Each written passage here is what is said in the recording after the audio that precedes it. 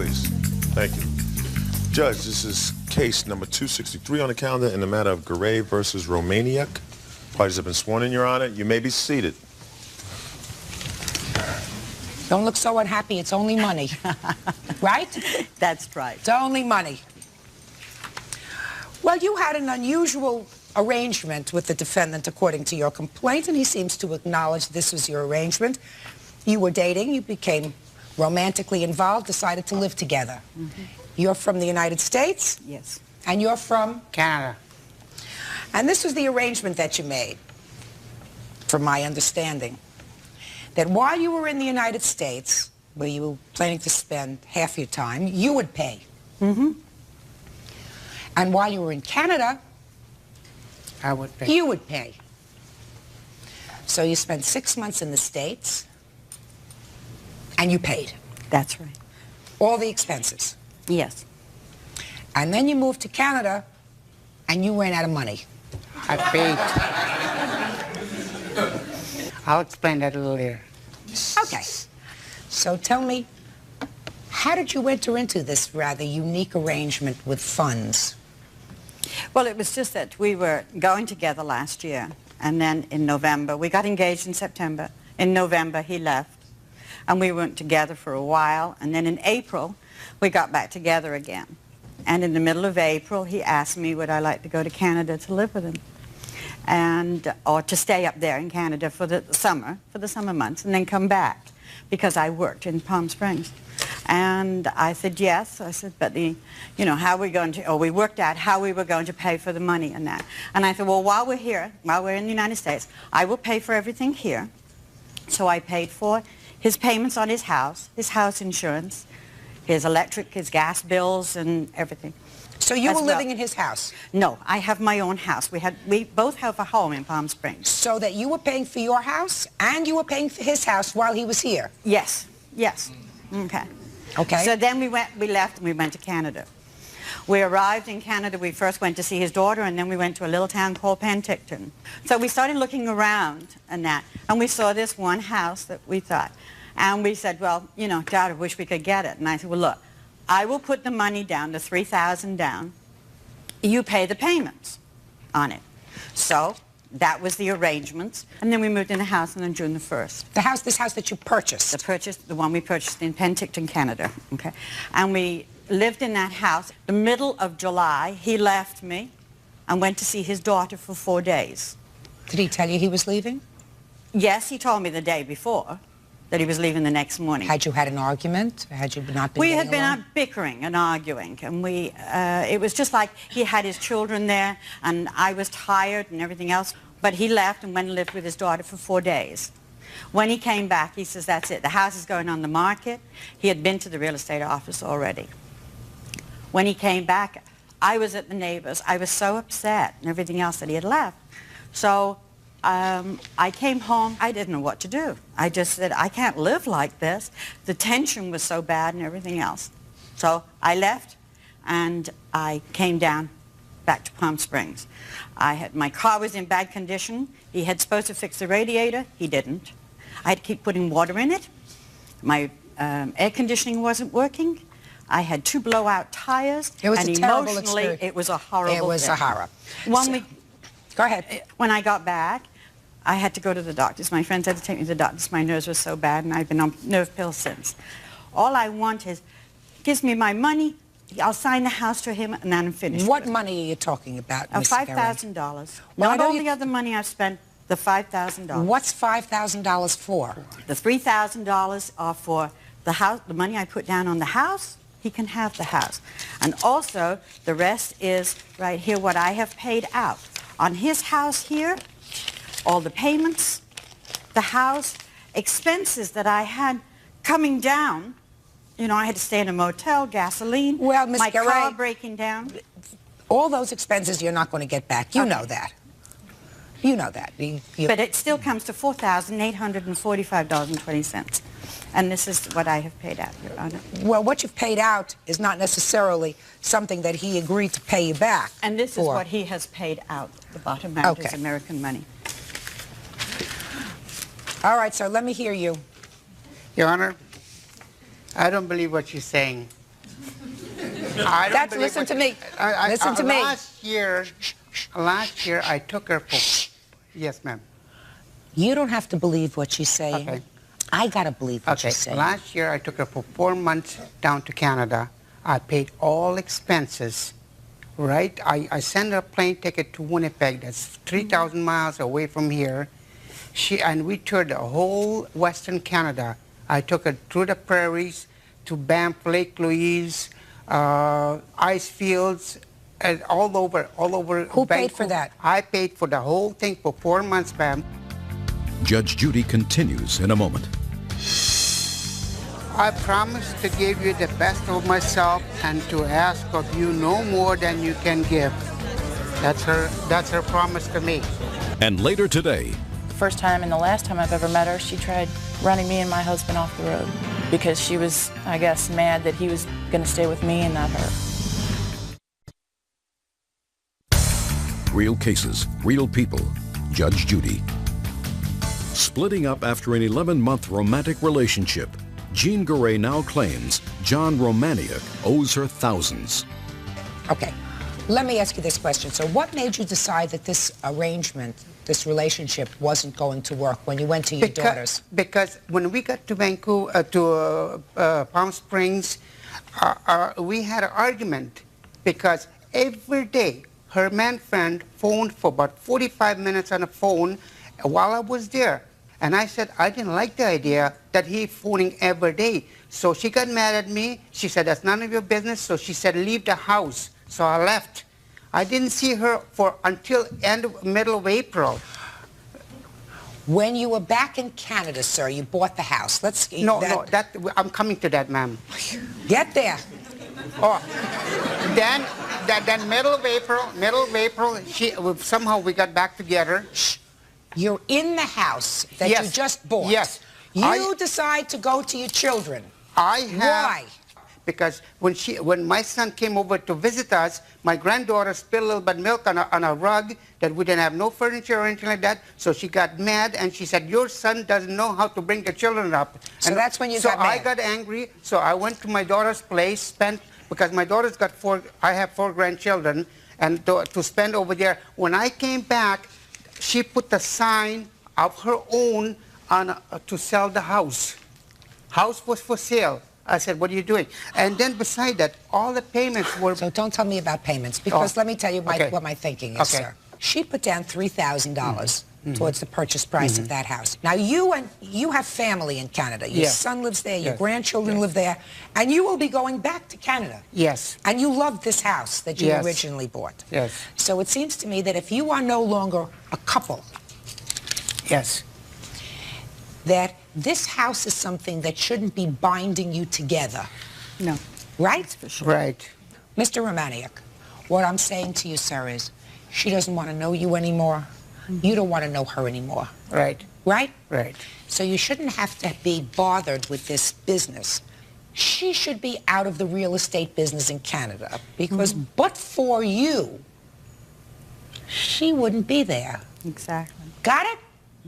So you, sir, are going to give her the $3,000 to get her out of the Canada business. You got it? And then if you sell the house for more, she will wish you good luck. And if you sell the house for less and you don't get the $3,000 back, so be it. And if you can rent the house and make a couple of bucks when you rent the house, terrific. And if you want to live there and retire there yourself, you can do that. Judgment is for the plaintiff in the amount of $3,000. That's all. Parties are excused. You may step out.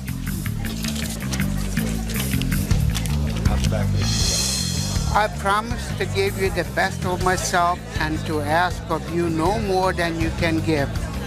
I promise to accept you the way you are. I promise to respect you. I promise to love you in good times and bad times. That's her promise to me. Now I didn't care what I spent because I loved her and I enjoyed every minute with her. That's it. That's my He loved me, but I couldn't walk down the street and look at anybody else because I was going to bed with them all. And now the next case. Parties on New Decker versus Key. Step forward, please. 29-year-old hairdresser Lisa Newdecker is suing her ex-boyfriend, carpenter Christopher Key, 30, for money she loaned him before he met his current wife, Melissa. Well, I've read your papers. There are a couple of interesting little quirks in these papers that I want to find out about. But basically, Miss Newdecker, this was your boyfriend about 5 years ago. About 6.5 actually is when I started dating him.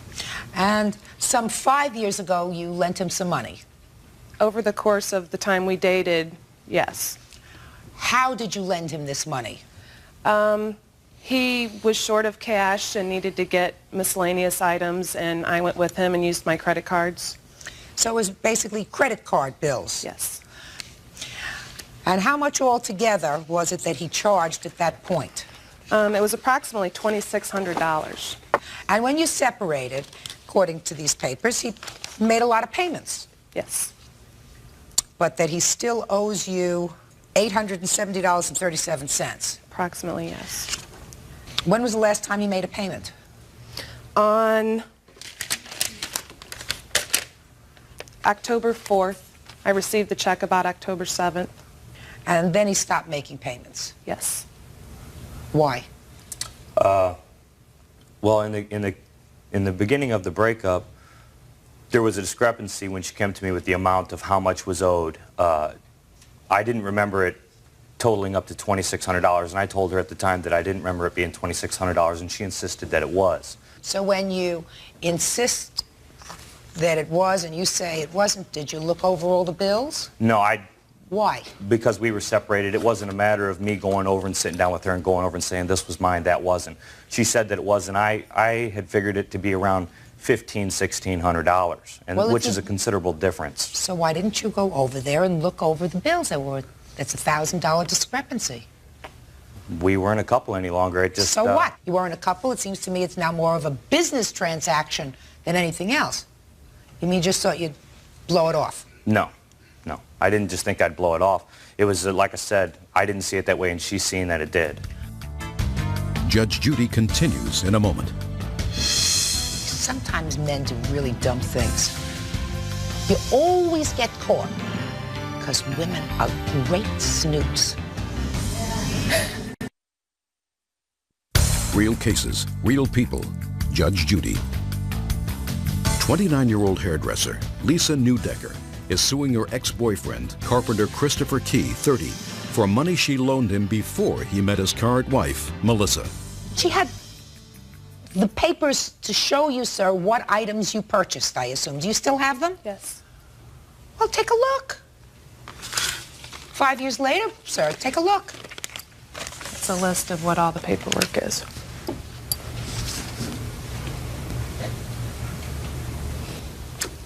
Once again, like I said, we were a couple at the time, and a lot of these items on here, if you would look them over, I don't know if she's gave you a list of this. I have nothing. Would be considered as, you know, when we lived together, if we went out someplace and I paid, I didn't consider it to be a loan. What do you mean? Like there's an item on here, half the cost of portraits that we had done together. Just a second. You had portraits done together. And she put down half the cost. Right. I paid the full amount on my credit card. Well, that sounds fair to me. Doesn't that sound fair to you? Did you go and sit for the portrait? Well, yes, I did.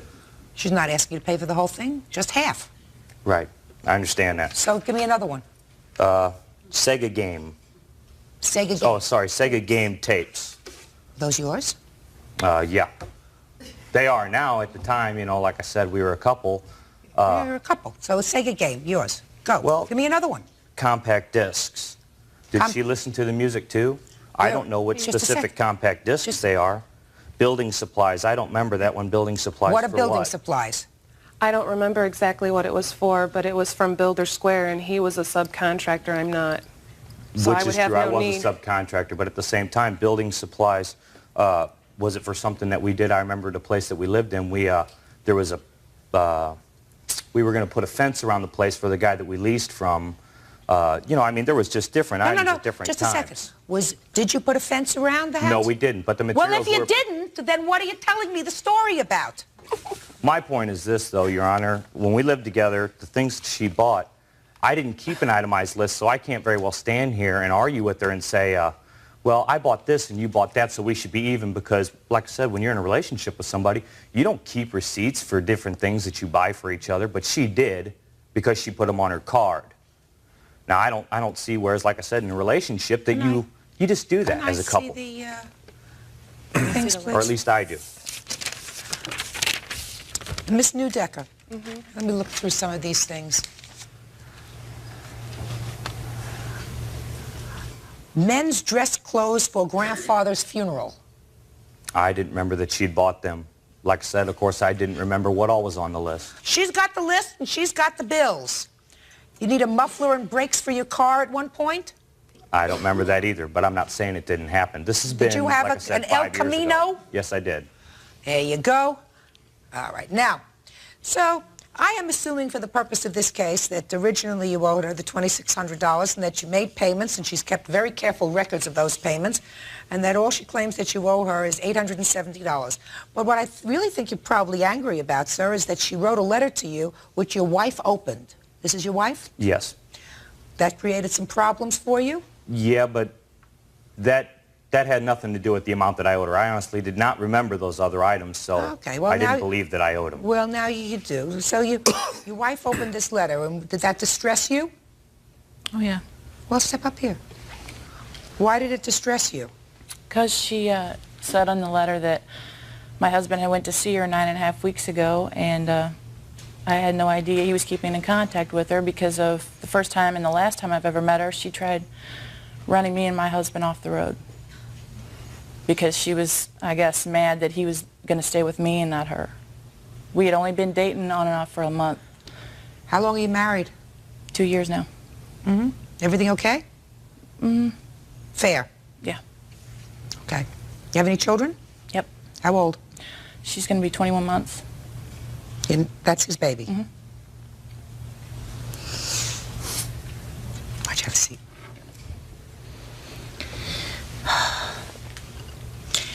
How come you're still going to this lady to cut your hair? The purpose for me going to talk to her was because I owed her this money, but I did tell her that I would pay her. And while you were there, you got your hair cut? Yeah, I went to her place of business to see her. I don't... Going to her place of business is one thing. Sitting down and schmoozing and having your hair cut is another thing. That's what really made your wife angry. Right? Oh, yeah. Did you charge him for the haircut? Yeah, I gave him a discount, though. Should have charged him full price. I know that now. Judge Judy continues in a moment.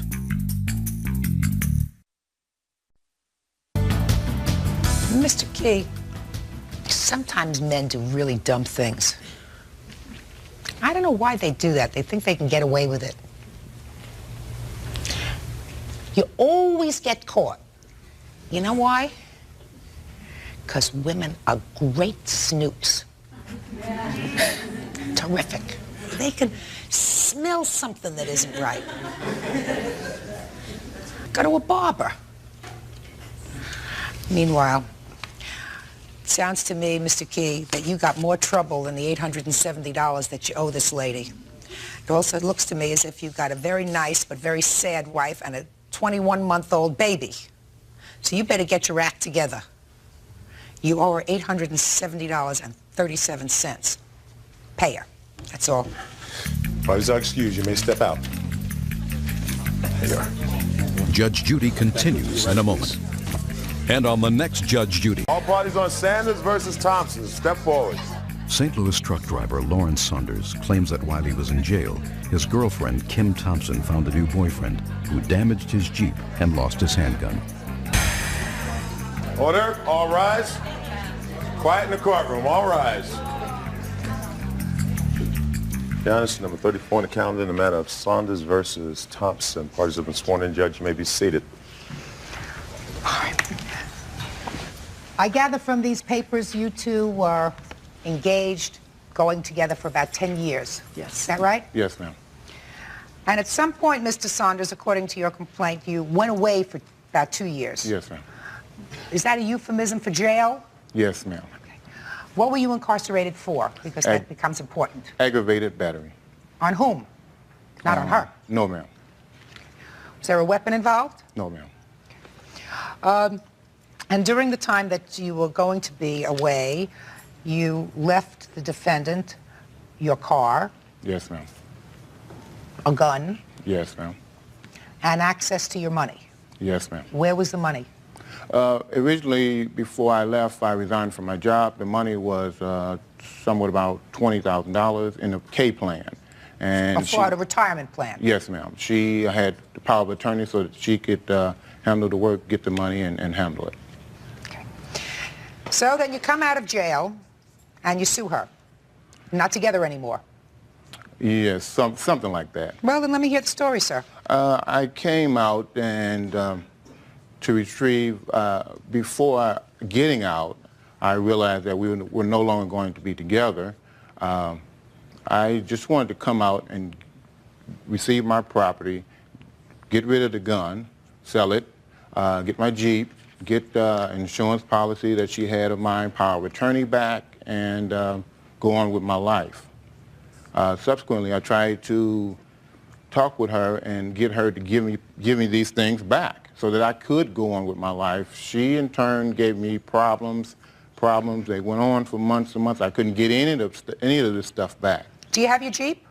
I eventually did get it, yeah. Now, the Jeep I got immediately, but a couple of weeks down the line, I realized that it had some problems in it. A leaning wheel. She had told me before I got out that the windshield was cracked again for the third time, you know, and I was missing a lock, computer lock that goes to a burglar alarm.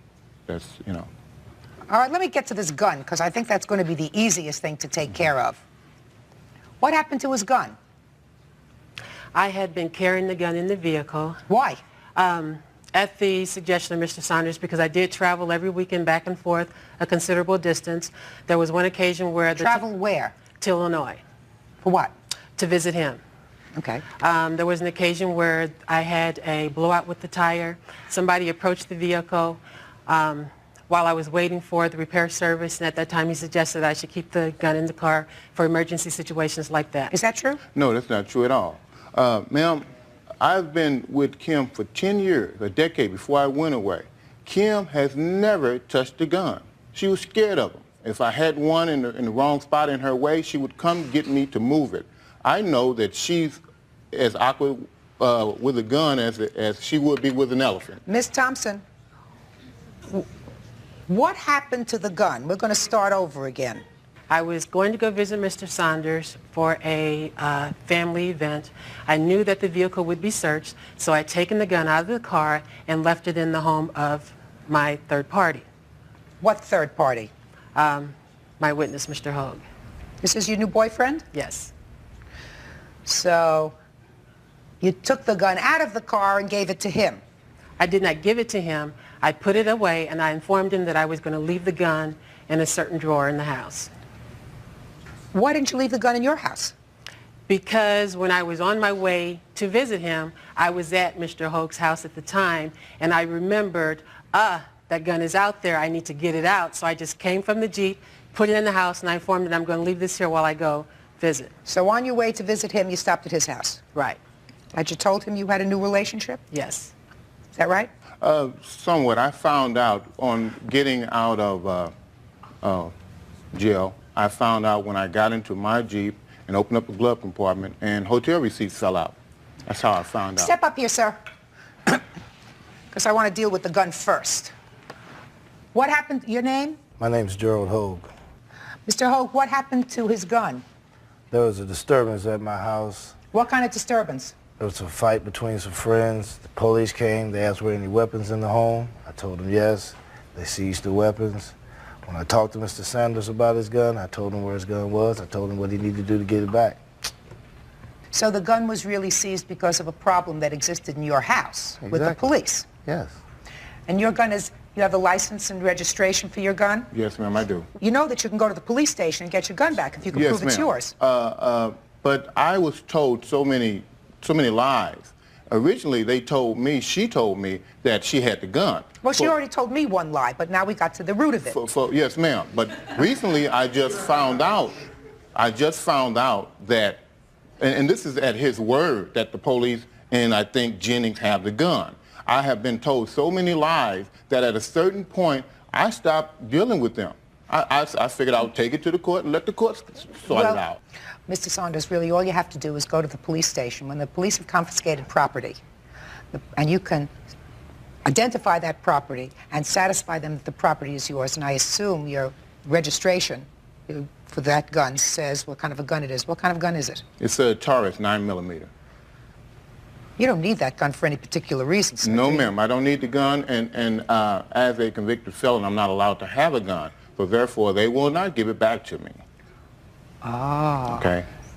Your Honor? Yes. May I say something, please? Yes. I did call the police to try to get the gun back. I informed them that I had power of attorney for that the gun was not Mr. Hogue's, and that I did have power of attorney plus the receipts for the gun. They told me that since I was not the registered owner, that I could not get the gun. I would have to go to court in order to do so. I had contacted a lawyer. They told me it would be $258 to get the gun. I did not feel that I should put out additional monies when Mr. Saunders still owes me money. The reason his gun is the police station, his property, whether it be a gun, whether it be a hat, whether it be a collection of baseball cards, is because of you. Right. So he has to be compensated for that. That's his property. He can't get it out because there's an impediment to it. But the reason that the gun is there is because of you. So you can become the registered owner of the gun for the limited purposes of selling it. And then he gets the money. Judge Judy continues in a moment. She told me already 3 lies today, and we've only been together for 15 minutes. That's why. Real cases, real people. Judge Judy. Lawrence Saunders wants compensation from his ex-girlfriend, Kim Thompson, because her new boyfriend smashed his Jeep and lost his handgun. What other monies do you say she owes you? $2,600 for a wheel on my Jeep. $900. Just a minute, $2,600 for the wheel. Why? Well, when the car was returned to me, the wheel was leaning. Yeah. And it was in her possession, and I figured she owed me for it because who knows who she let drive it. Well, Mr. Saunders. Yes, ma'am. When you lend somebody a car or turn a car over to them for an extended period of time, you assume that that car may be used, driven by her, driven by someone else, and you take certain risks. You're not going to get the car back in exactly the same situation as when you went in 2 years ago. You're a different person, I assume, than you were 2 years ago when you went to jail, right? Very much so. Very much so. Yes, ma'am. So's your car. Yes, ma'am. Yes, ma'am. But also, that wheel was leaning so bad that it's unsafe. I do not assume to get my property back in an unsafe condition. Also, ma'am, I'm not upset with anything that happens to my stuff in her possession. But when she lends it out to third parties, that's what I have a problem with. And third parties also who aren't honest. Well, your arrangement with her was that she paid for the car, make the car payments while you were away, and she would have access to the car. She agreed to pay for the payments. I also, with the money that I had that she was in possession of, said to her, if you have any problems paying for it, pay for it out of my money. Did you use his money to pay for the car? No, ma'am. That's untrue, ma'am. I have paper right here stating that she did. I may have made 3 car payments with his money. Well, why don't you... I just asked you a question. You said no. I'm talking about over the 2-year period. I used my money to pay for that vehicle. Well, you were driving the vehicle. And he was driving the vehicle, right? No, ma'am. He used the vehicle 1 time. I don't believe you. I don't believe you that he used it 1 time, and the 1 time he used it, he was in an accident. Is that what you're going to tell me? Yes, ma'am. Baloney. Miss Thompson. It was an ice storm. Miss Thompson, I don't care if it was an ice storm, a tornado, or a typhoon. If you think that I believe that you only let your boyfriend use that car once, I was born in 1965. Excuse me. I also have a copy of the report here also of the accident. It says nothing about an ice storm. Whether it says anything about an ice storm, listen to me. She used the car, and it was your agreement that she would pay for the car. Yes, ma'am. Once she was using it. Yes, ma'am. Because you didn't have a car at the time that was usable. usable. Yes, I did have a car. Then why would you use his car? Your Honor, in the very beginning, I only drove I did not drive his car. He asked me to drive it because the alarm vehicle was on there. He was afraid it was going to drain the battery if it just sat there. All you have to do is put the car up on blocks and take out the battery. Isn't that right? If you're not going to use it for a long time? I don't know anything about that. Well, you So should. initially I started driving it just on the weekends. After my car went down in '96, then I started driving his car on a daily basis. So you used it all Yes, the ma'am. time. Full time in '96. So you But used that it. was a full year after I had been given possession of the vehicle. Ma'am, I gave her the car with 37,000 miles on it. I got it back with somewhat of 70,000 miles on it. Right. She Because Just I can somebody basically tell me drive something? 150 miles I'm a just day. interested. I'm interested in. These are the expenses from your 401k. Is that right? that's what itemized description of what she Who gave uses me. all these Bibles? I was giving them out. You were giving them out from jail in jail? Yes, ma'am. He spent hundreds of dollars on Bibles to give to other inmates. I could think of worse things. You were driving this car when it was in a bad accident, sir? Yes, ma'am. Did the insurance cover the cost of that? Yes, ma'am. And what was the cost of repairs for the car? A little over $5,000. And how much did the insurance pay? Everything except for $300, my deductible. I don't see where she owes you a whole bunch of money, sir. I think she owes you for the gun. Well, I don't think she owes you for the car, and I'm going to get to her countersuit in a minute. Car's a problem. You let somebody have a car, and that's what happens.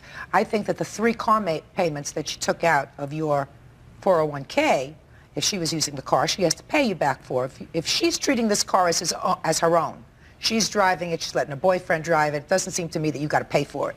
That just sounds fair. Your Honor, Okay, yes. the payments that I made with his money was during the time that I was not driving the vehicle on a daily basis, only on the weekends to go visit him. So I don't see where I should be responsible for that full Why don't you payment. drive your own car to go visit him? Because his car was newer, he wanted me to drive his car. that's untrue. Her car I was, don't believe, Miss Thompson, that he ever said that to you. her car was The down. problem is when you tell a lie once to a court, the court tends to look at everything else that you say with a certain amount of suspicion. Amen. I don't believe that he ever said to you, please drive my car instead of yours, and I also don't believe that you only drove his Well, I'm car on the telling you. weekends if you're telling me that his car was newer than yours. Judge Judy continues in a moment. Lovers that have been together for a while can feel when the other person is drifting off. Real cases, real people. Judge Judy. While Lawrence Saunders was in jail, he claims his girlfriend found a new man who damaged his Jeep and lost his gun. I see 2 car payments that you made $854 out of his account. Because it was behind. Well, he was in jail. Your Honor, Mr. Saunders had a habit of never paying his bills or not paying them on time. Yeah, I have no problem with what she's showing with the money, even using my money to pay for my Jeep, okay? I didn't have a problem with that. I asked her, if it would have been up to me, I would have let the vehicle go back and controlled my money until I got back. She said, no, I'll help you, I'll do it for you, you're going to need a vehicle when you get out, no problem. And I think she did pretty much a good job with the money. Oh, so what are you here for? Are you just mad at her? No, I'm not mad at her. So what- Again, my car was not, she promised me, I asked her to promise me that she wouldn't give my stuff away to a third party. Some guy, I figured that, I'm going for a while, I'm not a fool. She might be dating, she wants to date. I mean, she's a young girl. She shouldn't be strapped down with some guy that's away, okay? Go ahead, do your thing. But if you're going to take care, you gave me your word that you would take care of my stuff. If you're going to take care of my stuff, take care of my stuff. If something happens to it, that's an act of God. But if you're irresponsible and you're handing it out to people, you're handing it out to people that I don't know, you're handing it out to people who aren't above board, it's not honest. That's my opinion, but I can express it. But you gave her permission to do that. I gave... You expected that she might let somebody else drive the car as long as she was responsible. No, I didn't. You didn't? I asked her, and she promised me that she would not. Is that true? Yes, Your Honor. Okay. And you did. You lent it to somebody else. I lent it to my family members to move some furniture, and I did loan it to Mr. Hogue. And you had promised him that you wouldn't. Yes, ma'am. And sir, how much did it cost you to fix up the car? I had a figure of actually Around around $3,700 that I lost in trading the car in. So if he says that he lost money because the car was not driven appropriately by you, Mr. Hogue, some members of your family, and was in an accident, don't you think he should be compensated? No. Well, but you think that you have a counterclaim against him for what? You're countersuing him for $5,000. I'd like to hear for what? For the monies that I paid on the Jeep, Mr. Saunders said that I could have used his money, but he didn't have enough money to cover the cost of the vehicle. So you want him to pay you for his car that you were using while he was away? I'm suing him for the fact that he has been, in my opinion, very dishonest about the whole transaction with the vehicle. Why? Because, Your Honor, he had initially told me that he was going to pay me back for keeping his vehicle. Did you ever tell her that? No. I believe that you never told her. Ms. Now, Thompson, why would you believe him and not me? Because you told me already 3 lies today, and we've only been together for 15 minutes. And he That's has why. not told you a lie? That's why. And because it doesn't have the ring of truth. What you're saying doesn't have the ring of truth to it. It Your just Honor. doesn't. And let me tell you why. Because there were times when he had plenty of money in the bank, and you didn't take the money out of his account to pay for the Jeep. And because according to his statement, which I believe, without his prior authorization, you went and refinanced this car because the payments were too high so that you could make the payments. Is that true? No, ma'am. You mean this car was never refinanced? Yes, it was. I refinanced the vehicle with his credit union because it was a cheaper monthly payment and less of an interest rate. For you to pay. And then you made the payments. And eventually, he would have had to have paid with no job. How was he going to make a $427 payment each month with no job? Ms. Thompson, so what you're telling me is while you had a new boyfriend, you were concerned about what would happen to Mr. Saunders when he got out of jail. Judge Judy is ready to rule. Ms. Thompson, so what you're telling me is while you had a new boyfriend, you were concerned about what would happen to Mr. Saunders when he got out of jail. Yes, I was. The countersuit is dismissed. On your lawsuit, sir, this was a very good lesson for you. Yes, ma'am. Right? I wouldn't give my closest relative power of attorney over my money without my having the ability to co-sign for it. Do you understand? Yes, ma'am. Very bad idea. I am only dealing now with this gun because as far as I'm concerned with regard to the Jeep, which is now sold, she used it, she paid for it for a substantial period of time. You sold it, whatever monies that you got, you lost money, but some of the monies that you got for it were monies that she paid. It was almost like renting a car from a rental company. She had the ability to use that car for almost 2 years, so she used it. It's a wash. You owe for the gun. The gun should not have been in his house. The gun should have been where he left it, in a vault, someplace safe. Judgment in this case is for the plaintiff in the amount of $200. Thank you. That's all. Parties are excused. You may step out. Mr. Back, go to your right, please. Mills, step forward, please. 60-year-old retired aerospace exec George Boyer says he reached a sugar daddy arrangement with Demetria Mills when she was 18 years old. Now he wants her to pay back money because she had another boyfriend. Order. All rise. Your Honor, this is case number 201 on the calendar in the matter of Boyer versus Mills. Parties have been sworn in, Your Honor. You may be seated. Have a seat, ma'am. Mr. Boyer, you're suing the defendant for $5,000. Yes, ma'am. Why don't you tell me why she owes you $5,000? Well, it all started when I had a financial ad running in the newspaper. When was this?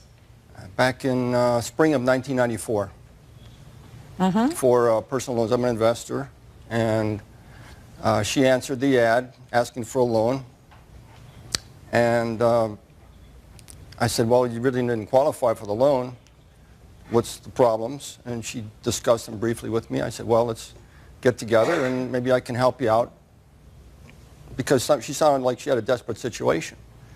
Am I correct, Mr. Boyer, that in 1994 you began to have a relationship with Miss Mills? Yes, we did. And She lived in your home occasionally. Is that right? Well, she moved in. Yes.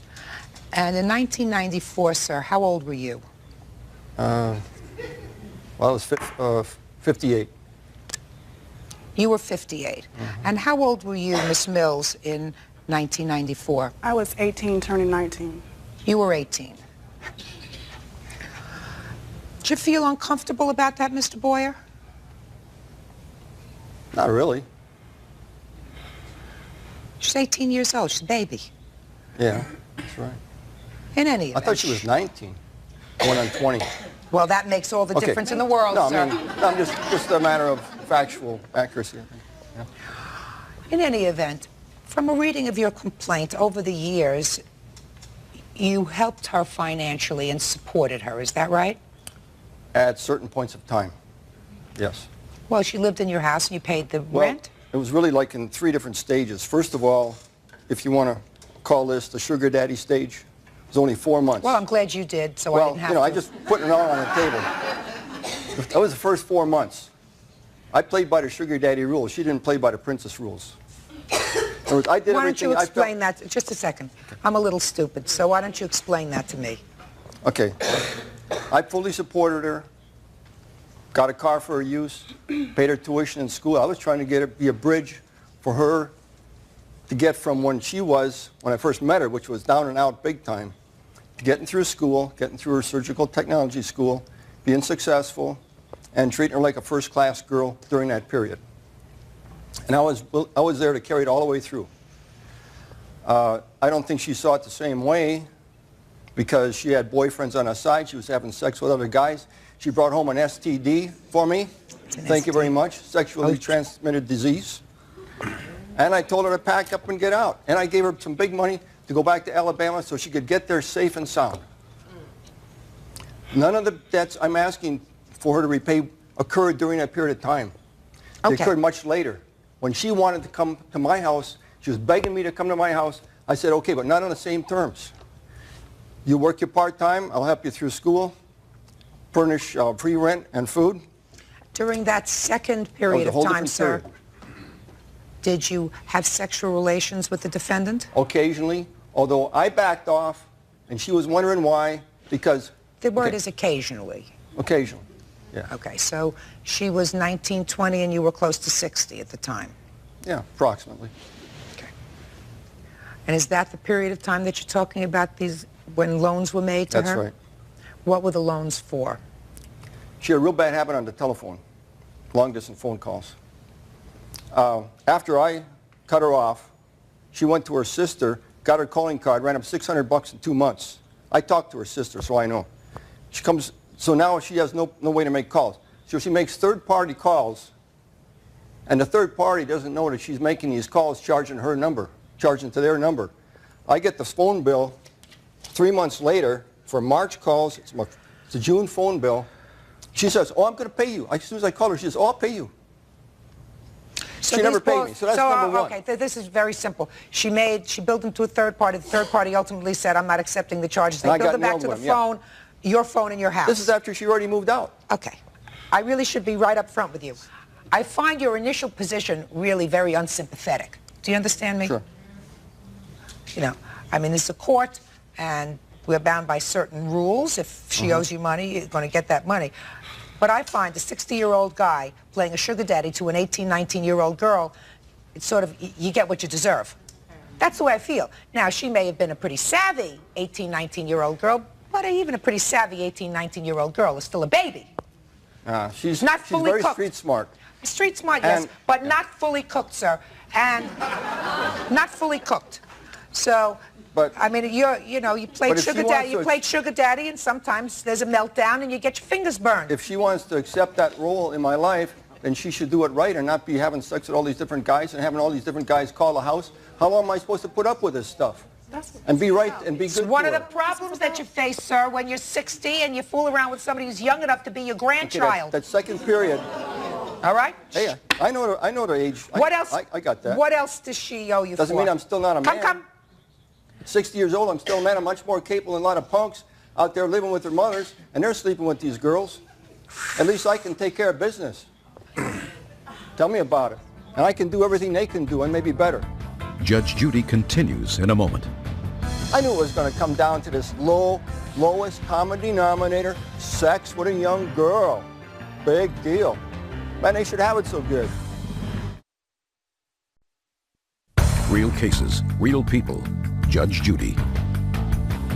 Demetria Mills says 60-year-old retired aerospace executive George Boyer knew she had another boyfriend when they made their sugar daddy arrangement.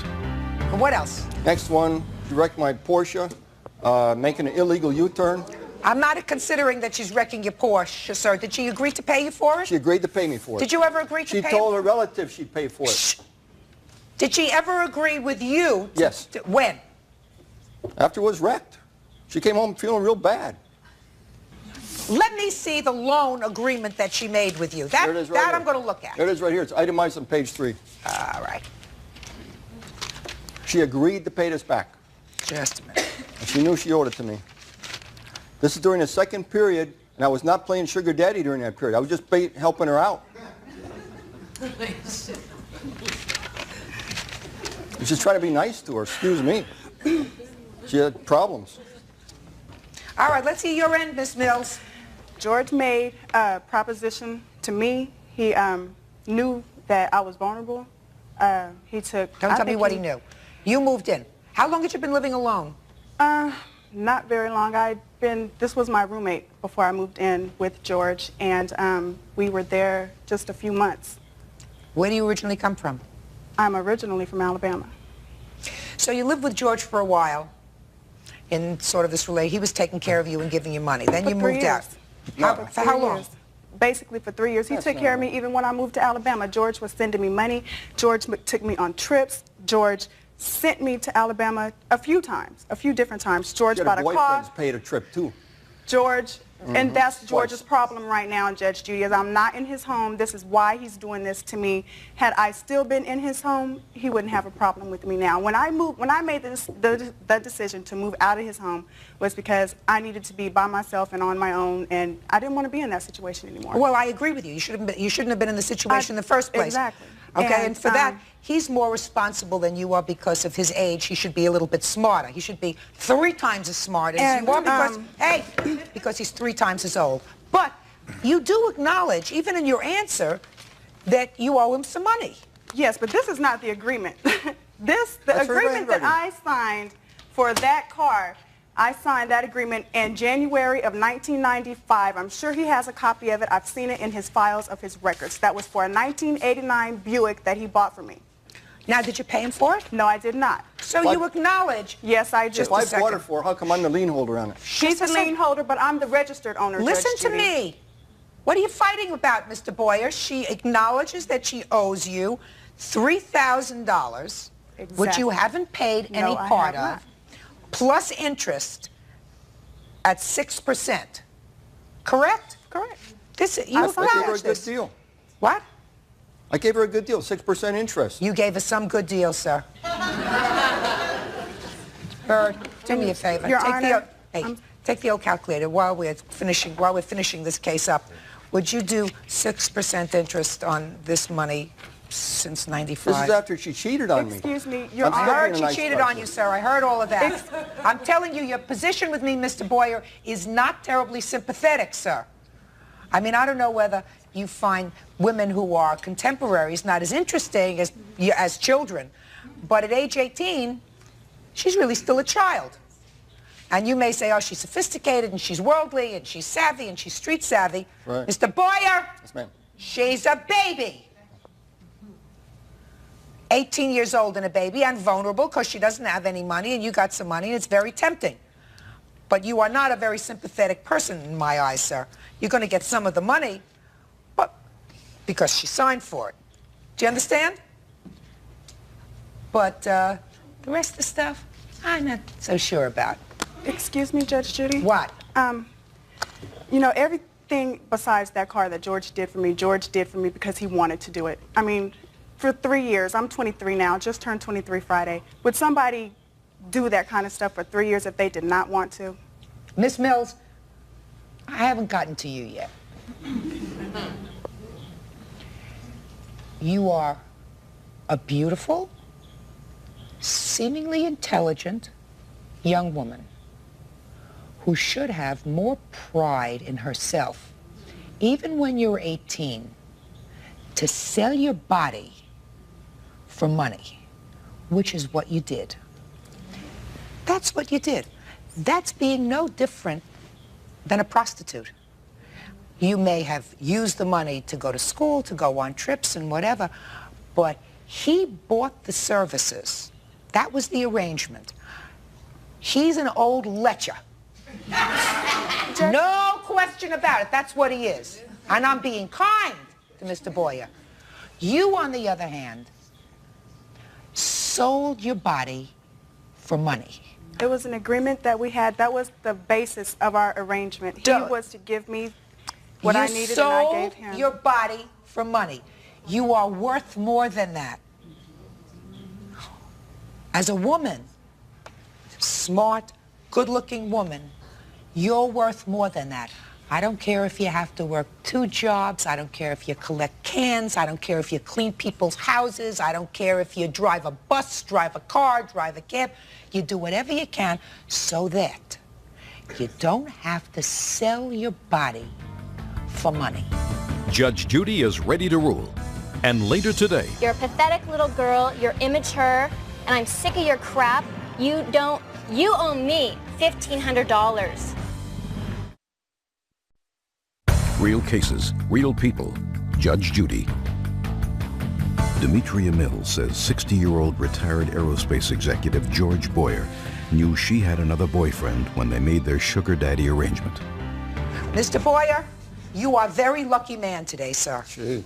Because despite the fact that I find that your arrangement with this young lady is the antithesis of good manners, good breeding, or anything moral, I am awarding you what she signed for in her contract, which was payment on the car, and I am awarding you $3,360.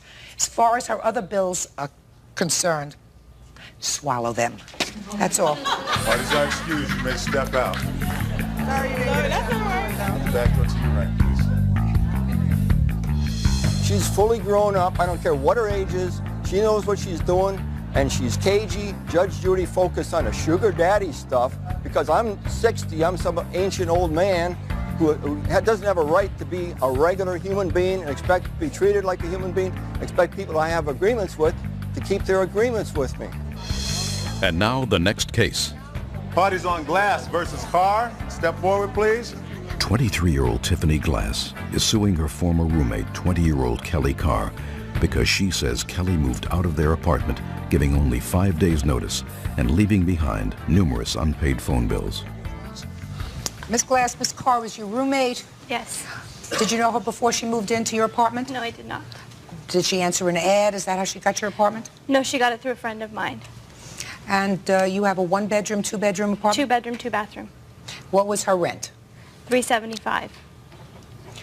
And how long were you living in bliss with the defendant? She moved in February, and it was fine. You know, we totally got along. It was fine in March, and it kind of started to go down at the end of March.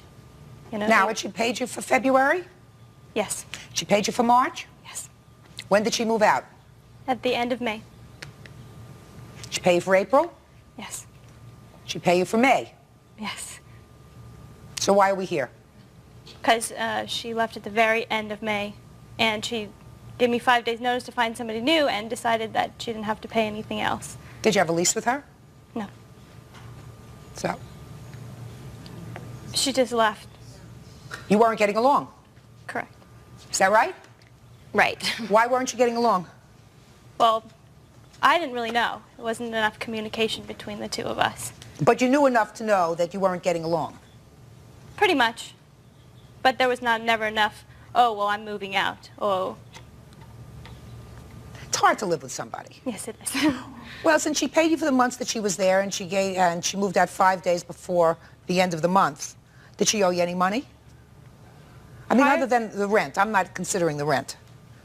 Before that, she didn't pay the deposit when she moved in, but I said, don't worry about that until June because, you know, at the end of June, the other roommate blah, blah, was going to get hers, and then she could give it to me then. Fine, so we're not talking about the deposit. But other than the rent, she's paid up? Oh, no, there's several phone bills. And What phone bills? Which phone bills? Mm-hmm. There was phone bills from, the statement date was on June 23rd, and then it went back into May. It went from May to June. And there was a $40 900 call that I shouldn't have paid, and there were several long-distance phone calls. In what amount? Come, quickly. Around $75 In long-distance calls? in long-distance calls. Okay. Tell me why you left. I left because living with her was unbearable. I went through, starting back at the end of March, early April, out of the blue, I started getting notes on my bed saying, you need to stay away from my friends. When I first moved in with her, I had just moved down to California. I didn't know very many people. Tiffany was nice, and she took me out. She introduced me to people, but then she tried to take that away. She said, you stay away from my friends. My friends are my friends. Your friends are your friends. You're going to make my life miserable. So girly things. Girly things. Girly things. All right. Girly things. You paid February, March, April, and May. She says that you owe her $115 for phone bills. I owed her approximately $150 for everything. That was gas, everything. And I told her when I gave her 2 weeks' notice that I would be leaving, that I will pay that. You just send me the bills to my grandmother's house, and then I'll send you a check. But when that happened, she began leaving harassing, vulgar phone mails on my voicemail. I would get them at work. They would disturb me at work. I would have to leave work because I would be so upset. I got harassing I have copies of the messages on papers. I have letters that she sent me threatening me. That you owe her money? That I owe her money, and if I don't, she's telling I quote, every living soul what I have done to her. I didn't do anything to her. I was protecting myself. I left. I didn't have to give her any notice, but I gave her 2 weeks' notice, being the last week of May, and then the first week of June, and I gave her 1 week's rent. For June? For June. I have paper here to prove it. Judge Judy is ready to... Gadanian, step forward, please. Tracy Kennedy, a 28-year-old manicurist, claims her business neighbor, Bijan Gadanian, scammed her into moving out of her premises so he could move in. She says she was promised $3,000, but never received it. Order, all rise. Yeah, this is case number 107 on the calendar in the matter of Kennedy versus Gadanian. Parties have been sworn in, Judge. You may be seated. Have a seat, sir. All right, well, this is an interesting story. Miss Kennedy, you had a beauty salon that was there prior to the defendant's business moving right next door. Is that right? His business was actually there, but he just bought it. There was the first owner there when I moved in. But he was not there when you moved in. Right. You have a beauty salon. He has a... Paging and cellular service business. Okay. And according to your complaint, you were in this salon for about 6 months when the defendant approached you and said that he was interested in expanding his space. Right. I was in there for a year, and he had been in there about 6 months when he approached me. Okay, so after a year he approached you and said... He pulled me aside on the front porch and said, can we talk for a few minutes? I said, sure. He said that he was, wanted to know how long I intended on being in my space. And how long was your lease, Miss Kennedy? I didn't have a lease. I was month to month. But I did plan on being there for quite some time. How much was the rent on it? $525 a month. Okay. So the defendant approached you, according to your papers, and said, I'm interested in expanding my business. Would you like to move? Right. And you said what? I said I had no intentions of leaving. Then he said I would be willing to compensate you to leave, move your business elsewhere. And I said, you know, let me think about it for a little while, and I'll get back to you, but I really had no intentions at the time of leaving. I had only been there a year. So? So I said, let me think about it. 2 days later, I came back to him, and I said, yeah, I think I want to take up your offer. I think that instead of moving someplace else, I'm just going to, you know, go to work for someone else. The market's really hard to find someone in my business right now, and, you know, I would love to just work for someone else for a while. And I said, you know, I need enough money to pay my bills. What bills? the loans that I had on the salon. I had one from the bank, and I borrowed a couple $1,000s from my husband's parents. So how much did you ask him for? $3,000 was the agreed amount. And did he agree to giving you $3,000 if you would move? Yes. So he was really buying you out of your space, according to you. Basically, right. And what happened, according to your papers, right, which I read very carefully, was that eventually you were told that when he went to negotiate his lease with the landlord, he said to him, I'll give you half of what she was paying in rent. Right. The landlord said, absolutely not. Right. He then came next door to me and said the deal's not going to go through, but by then I had already given my girls notice and found another place. How many employees did you have? I had 2 girls at the time. Okay.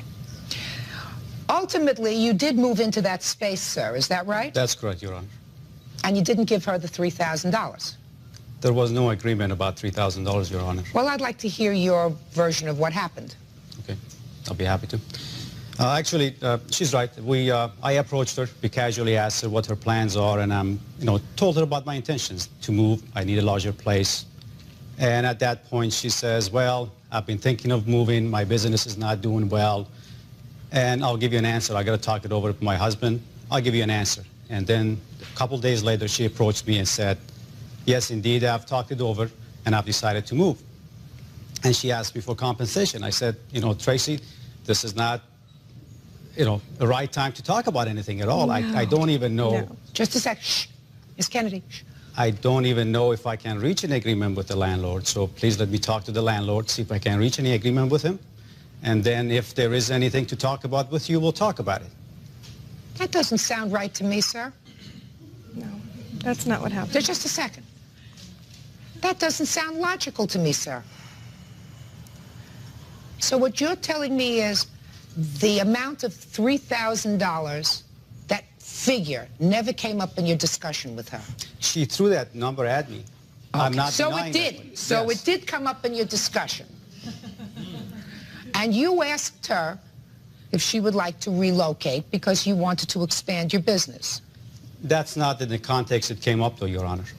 Well, you did, in fact, expand your business into her space. That's correct, yes. So this is what we have so far. We have your discussion with her about your wanting to expand, her throwing out a figure, which you acknowledge that she threw out a figure of $3,000. Your statement, well, it's not a good time to talk about it now. I have to talk to the landlord first. Now, did you speak to the landlord? Yes. And what was that conversation with the landlord, sir? At that point, I offered a total of close to... Not a total. I'm not interested in total. I'm interested in what you are telling me under oath that you offered the landlord for her store to rent. I did not offer landlord a particular price for her space. I offered for total. For total, Oh, okay. my We're space. going to get... I understand. I'm sorry. How much were you paying for your store alone, sir? $550, $551. For your store alone? That's correct. And what did you offer the landlord for both places? $900. So, in effect, you offered the landlord substantially less than what she was paying. That's correct, yes. After she had given notice that she was leaving. That's correct, yes. So now you got the landlord by the throat. Judge Judy continues in a moment. Honestly, I had no participation in her moving out. I'm going to give him a copy of my book. And later today, he advertised our show as Playboy Girls of Rock, as Playboy. And you're going to see a bunch of beautiful women in bras and panties. real cases, real people. Judge Judy. Tracy Kennedy says she moved out of her manicurist salon because Bijan Gidanian promised her $3,000. She says he never paid her and the whole deal was a scam. The landlord has a tenant that's given him notice. He's got somebody else ready to move in right away. And you were going to get a bargain because you were going to get 2 stores for $900. Was your store the same size as his? Bigger. bigger. So you were going to get her store for $400. You were paying $550 for yours, so the landlord said to you at that point, forget it, right? Your Honor. At that, just a second. We understand each other, this gentleman. I'm glad someone does. We understand each other, so don't we? Yes, so the Your Honor. landlord said to you, forget it, at first. Then you moved out. Right. You moved out in June, correct? Yes. When did you move in? July 1st. And what rent did you pay? About $950, close to $1,000. You're a Let's good say businessman. No, not let's say No, I- $1,000. Sir, you're a businessman. You know exactly what you pay for rent in this business. So let's not say about the $950. Exactly what do you pay in rent? Your Honor, the only reason I say about, because the rent itself is the rent, but there are some other triple nets and what have you that figures in that I'm not quite sure. That's what I'm saying about. That's why I say about $1,000. I'm sorry? Rent. The rent, the base rent is $950. Rent! $950, Your Honor. So you still got the landlord for a couple of bucks, but he didn't give you the lease right away. Did you sign a lease with him? Yes, I did, Your Honor. I had a year lease with him. And you signed another lease for the second space That's correct, Your Honor. at a monthly rent of $950. That's correct, Your Honor. So the landlord lost out. So where's her money? There was no money agreed upon, Your Honor, to begin with. She did not have to move. Honestly, I had no participation in her moving out. No. All I had with her was just a casual conversation for her, what are your plans? And she acted upon that. I'm going to give him a copy of my book. Sir. Yes, ma'am. Yes, Your Honor. I come from an old business family. My grandfather was in the appliance business years and years ago, and he's been long dead. I adored my grandfather. He liked to call himself a shrewd businessman. Some of the people that he dealt with sort of dubbed him with another name. So I'm aware of what you did. This story has a common sense approach to it. You wanted to expand. This lady was under the impression you were going to take over the same rent that she took over. Nobody would be hurt. She had evidently had enough of being an entrepreneur, enough of being in business by herself. She said, if I can just get out with these loans, I'll go and work for somebody else. And here comes the perfect opportunity for her to do that. And it's a perfect opportunity for you to more than double your space at a lot less rent. Because once she gives notice, the landlord is up a tree. So the only one that comes out ahead in this business is you. That's smart, but not fair to Miss Kennedy. All right, not difficult. Judgment in this case is for the plaintiff, who I believe in the amount of $3,000. That's all. Thank you, Your Honor. Parties are excused. You may step out. I'll back door to your right, please. I'm sorry that the judge did not see the con artist in disguise. She saw you, exactly. If you hadn't made me an offer, She could have stayed there. She could have absolutely stayed there and forgotten about leaving. The judge was She had no reason to leave. You're right. She saw the con artist. Judge Judy's the greatest. And now the next case. Parties on Russell versus Heinold. Step forward, please. 32-year-old entertainer Karen Russell is suing booking agent Chuck Heinold for non-payment of a performance fee. Heinold says the act wasn't what was promised.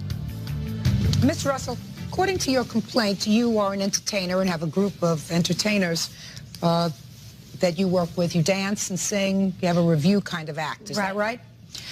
According to your complaint, you performed in Bakersfield and you weren't paid. That's correct. Right? Mm-hmm. The defendant is not the person who didn't pay you. The club, according to these papers, stop payment on the check. This is true. So why are you suing him? Who is he and why are you suing him? This is the booking agent, Chuck Heinold. In my contract with the casino is with him representing me. With who representing you? Chuck Heinold representing me. Let me see your contract. Go ahead. And when we were doing business with Chuck, he knew at that time the type of show that we were producing. And my biggest complaint is that if we were represented properly, we probably wouldn't be in this situation. Just a second. Miss Russell, one of the things I didn't understand from your complaint is he is your agent. Booking agent. He is your agent. That's correct. He didn't get paid. He didn't get the check from the club to give to you. So how could he give it to you? Because it was stopped. Because he misrepresented us, the casino was not happy with the show. And basically when I spoke to him the Friday evening, we had technical problems due to the casino's staging and equipment. He told me, don't worry, no matter what, you will be paid. If it has to come out of my pocket, you will be paid. Judge Judy will continue in a moment. I'm telling you it's true. You say no, I say yes, I win, I'm the judge. Cases, real people. Judge Judy. 32-year-old entertainer Karen Russell is suing booking agent Chuck Heinold for non-payment of a performance fee. Heinold says the act wasn't what was promised. I'm reading your complaint, and I don't see anywhere in your complaint that he said, don't worry, I'll pay you even if it has to come out of my pocket. Right. He said, don't worry, I have the balance owed to you and I will come back on April 5th to pay you. Well, of course, I understand that. He said he had the balance. He did, in fact, have a check, correct? He had a check from the owner of the club. The owner of the club subsequently stopped payment on the check. Is that correct, Mr. Heinold? That's right, Your Honor. I have the check right here. I have a copy of the check. I'll take a look at the check. That's not what you said, Miss Russell. What you said to me was he told you that he would pay even if it has to come out of his pocket. That's not true. Well, that's what he never said to us over the phone. Just a second. Okay. He never said that because that's a very important thing. And if it was true that he said it, it would have been in your complaint. I have a witness that he did say it. He said it to myself and the partner on the phone conversation Friday night, when I also found out that we were being represented as former Playboy playmates. Just a second. I'll hear this witness if somebody wants to testify under oath that this man said, don't worry, I'll pay you even if it has to come out of my pocket. Who wants to testify to that? Let me ask you this question. Are you sure you want to testify to that, sir? Are you positive? Stand up here. First, tell me your name. My name is Juan Llano. Mr. Llano, I want you to think very carefully, sir. Are you sure that you want to testify that you heard this man say the following words? I will pay you even if it has to come out of my pocket. Did you hear that? Yes, ma'am. When? When I talked to him directly the night before our last two performances. And you're a member of this group? Yes, I am. This is my company. Did you ever say that to them? No. Why would he say that to you? You're so full of baloney, you people. Why in the world would your agent tell that to you? When he had a check in his hand from the people who you were working for. Because I confronted him. Confronted with what? I confronted him because I've been in this business for about 15 years, and I know that people write bad checks. I understand that, but you're suing the wrong person. We're suing him for misrepresentation. What kind of misrepresentation? Former Playboy playmates when we're not. Who did that? Flyer. He. Just a minute. Just a second. Did you print that flyer, Mr. Heinold? No, ma'am, I did not. But the casino, when I called the casino, I said, where did you get this information? Don't tell me what the casino said to you. That's hearsay. Okay. When I was trying to find out where this came from, yeah, the source went back to Chuck Heinold. They got that's the hearsay, information madam. From this. That's hearsay. That's hearsay. Now, you may have been upset with that, but that's not misrepresentation. Your Honor. By him. He did not, unless you can establish to me that he actually printed those flyers and sent them out, that's not misrepresentation. Your Honor. What? He advertised our show as Playboy, Girls of Rock, as Playboy. and you're going to see a bunch of beautiful women in bras and panties. That's not our show at all. We have a very classy show. For us to come into the casino and see outside the casino is a huge sign in neon saying Playmates, you know. Let me ask you this question, sir. Why didn't you leave? If you were unhappy with the promotion, you got there. We didn't know about the promotion until after the second show. The problem was, nipping it in the bud, is they were unhappy because they wanted to see the bras and the women, and we don't have a show like that. You're wasting my time. Judge Judy is ready to rule. Party's on. Fitzgerald versus Les Savoy. Step forward, please.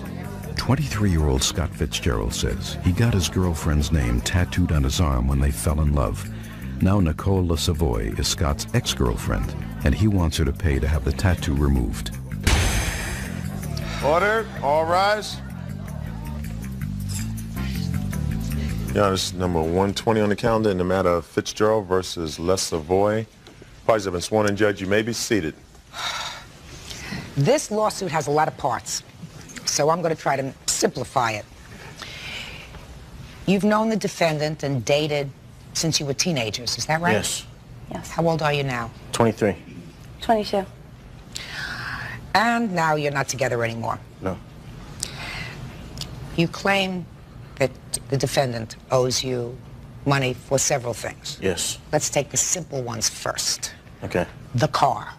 The rental car. Right. Yes. Tell me what she owes you for the rental car and how you came to lend her the money for this rental car. Okay, she owes me a total of $2,081.72. This came from charges on my credit card. She was in an accident. Her insurance didn't cover her rent-a-car. There was a dispute between who was at fault. Last I knew, it was still disputing. This happened, I believe, the end of November. Her parents wouldn't help her out with the car. Her dad has 2 cars, wouldn't loan her one. She had to get to work, other things. And you put it on your credit card? I told her that I have a credit card that she can use. However, I had just bought a house and money was kind of tight, so I asked her that when the minimum payments came in, she would make those payments. She agreed, everything was fine. Went down there, left the card. Did she ever make payments on the card? Never. You owe him this money? Yes, I do. All right, you seem to acknowledge that you owe him this money in your answer. Yes. And that bill is $2,081.72. Yes. You acknowledge that that's the amount? Yes. You spent a lot of his money, so that's so far we have that amount. Let's keep tabs on this. Okay. The next thing you're suing her for is for damage caused to your property. Yes. Tell me about this damage, when it was caused, sir. Well, it's hard for me to think of the exact date that it started, so if I can go with this. We broke up in the beginning of March. Throughout the next about 2.5 months, we were talking, trying to work things out. There was times where she didn't want anything to do with me. There was times where I didn't want anything to do with her. We would start to argue and get upset. It always happened at my house, the conversations, and you know, when I would be done with it and I would ask her to leave, I would tell her to leave. She wouldn't leave. I would begin to get stronger with telling her to leave. There was many nights where I would lock her out of my house because I didn't want to talk to her anymore. She would kick my door in, my front door, kick the panels through. She became very insultive to my roommates. Every time she would leave, she would run through my wrought iron gate and slam it so hard that it would bend through past the stopping point. There was one night where her and I were supposed to go to the lake early in the morning. We began fighting throughout that evening. And when I say early in the morning, we were leaving at 5 to meet with a friend. At about 3 o'clock, we started arguing, fighting. I told her, look, you're not going to go with me to the lake today. I'm going. Let's cool off. She didn't like that, wouldn't let me leave. She became physically abusive, with not letting me leave. I managed to make it into my car by tricking her, going around to the passenger side, crawling over. As I'm doing this, she's standing there kicking my car door. Then I go to leave, drive about 2.5 miles to my friend's house that I was meeting at 5. She follows me the whole way, stops in the gas station behind me. More abuse, more insults. I just get in my car and take off, spilling gas all over the back of my car. I get to my friend's house. She follows me up that driveway. It's about 5:15 in the morning, might even been earlier. She's yelling, waking up his neighbors. His neighbors are reaching out their window, asking us to keep it down. I finally agree because I feel really bad that it's in my friend's house and my friend's neighbors are getting upset. I go out to the street with her. I'm talking with her. Finally, she leaves. There's been many cases. She's insulted my roommates, called... I'm not interested in her insulting your roommates. Okay. I'm not even interested in her insulting Okay, you. You're not going to get compensated for it, sir. Right. And the fact is that you told me that she was invited over to your house frequently, and each time you said she came over, she slammed the wrought iron gate. Then, well, if she keeps doing that, then you stop inviting her over. You didn't expect me to... It was... I understand. You didn't expect her to pay for that. No, I don't. And you That don't was expect my her to pay for foolishness. Of course it was. However, what I do expect her to Then let's cut to the chase. Okay. Because I have other things to do today. The main instance that I'm concerned with was there was 2 different times where she kicked in my door because I didn't want to talk to her, and I asked her to go home, and she wouldn't. The main night was the night that it was about 3:30 in the morning. I was on the phone talking to somebody that I had met a few nights before. We were out at a club. I asked her to call me when she got home, make sure she was all right. Nikki called my house once, hung up, called again, said I love you, hung up, called again, who are you talking to? I said a friend. Whatever, I don't want to talk to you, I hang up on her. She drives to my house, it's like 3:34 in the morning, drives to my house, I hear her car pull up, I go outside, she appears to be calm. She starts interrogating me about this girl, and when I'm answering, she spits on the back of my head. I get up, look at her, and say, go home, I'm going inside.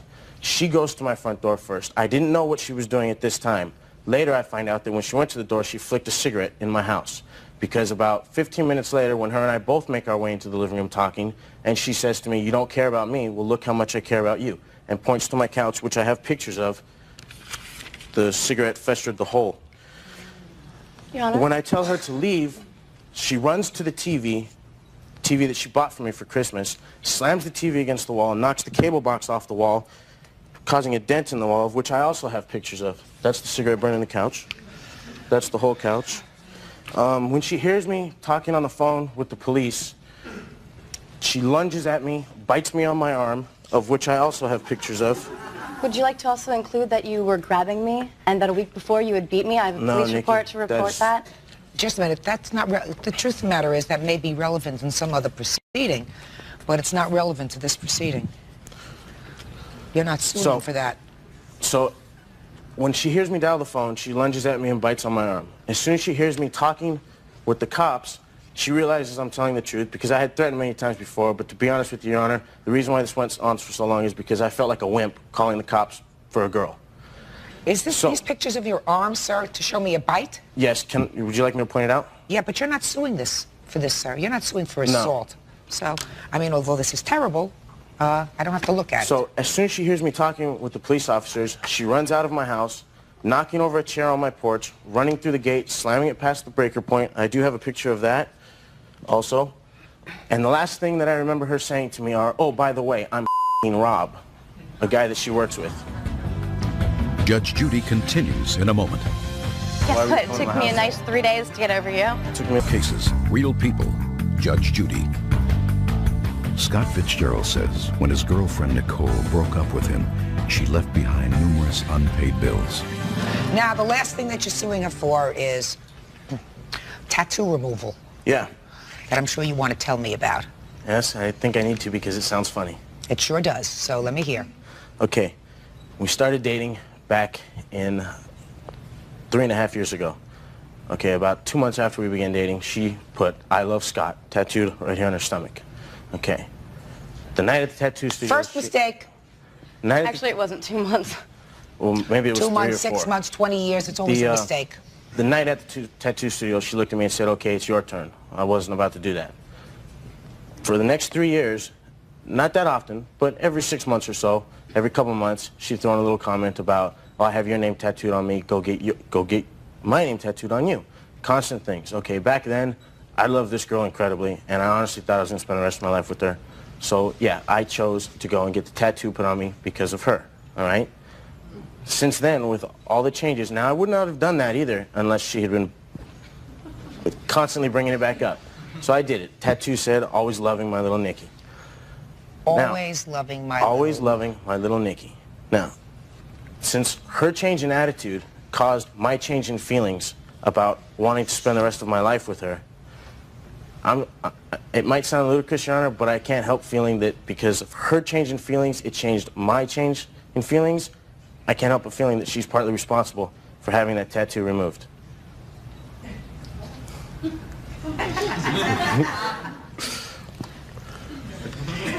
Okay, so you told me.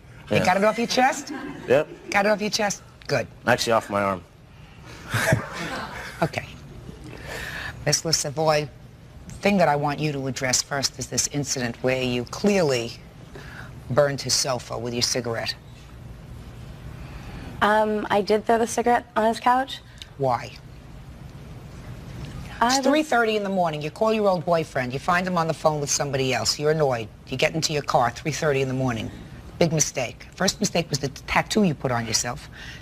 I'm sure there were others in between, but you were angry, you got into your car, and you went over there. So tell me your version of what happened. I was upset with him. About a week before I threw the cigarette on his couch, we got into a really big fight. We were supposed to go out, and he got angry about a joke I made about his car or something. So I was going to leave. He slammed the door as I was opening it and strangled me. That's not true, Your Honor, at all. She was very quiet when you were talking, Richard. Because I was telling the truth, No, Your no, Honor. just a second. I'm She telling was the truth. very quiet when you were talking. Go ahead. He grabbed me in his arm right in here, and he dragged me through the hall and flipped me on his bed and got on top of me, and he started strangling me, threatening to kill me and him. And every time I would try to scream, but nobody was home, I was trying to get his neighbor's attention. This was a week before the cigarette. Mm-hmm. He attacked me like that, and then I threw the cigarette on him, on his couch, because I was upset. Just a second. Did you throw this cigarette on his couch then, or Yes. this 3:30 in the morning incident? 3:30 in the morning. That was a week later. Yeah. Just a second. Are you a smart girl? Yes. A guy grabs you, puts you in a chokehold, assaults you, and according to you, a week later, you went to his house at 3:30 in the morning. Does that sound stupid? Yeah. Good. So you got there 3:30 in the morning, and what did you do? Well, we were trying to work things out, and he said that he was just apologizing, and he wanted us to get back together. And then that night that he tells me he's on the phone with some girl, yeah, it really upset me. So I went over You there, mean and I before. shouldn't have. He apologized for what happened a week before, and then you found that he was on the phone with somebody else. So you damaged his sofa, right? Yeah, but he's making a much bigger deal out of it. It's not like his friends haven't destroyed it anyway. Well, I mean, I it's know not, I made a hole in his couch. It doesn't look like it came from some boutique collection in the most expensive And dirt sofa can store. stains can be cleaned off. You may just have to live with this little cigarette hole in your sofa, sir, and the tattoo on your arm. Do you understand? This was a long-term relationship. It clearly has ended, I assume. Yes.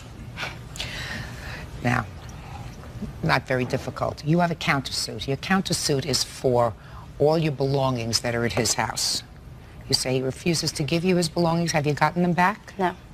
What do you have at his house? I have all my dishes, all my furniture, like 10 boxes of personal belongings, books, clothes, a dresser, And you basically everything I acknowledge that all have. that is in your house, sir? Yes.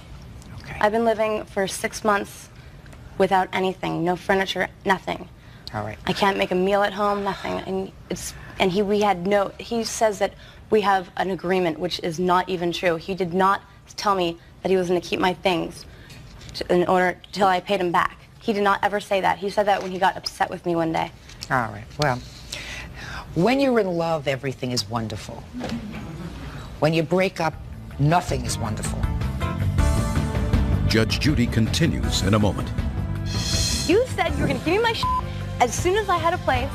You are so... Not true. Oh, my God. I don't even believe I went out with you. You were such... This is Real People, Judge Judy. Scott Fitzgerald says when his girlfriend Nicole broke up with him, she left behind numerous unpaid bills.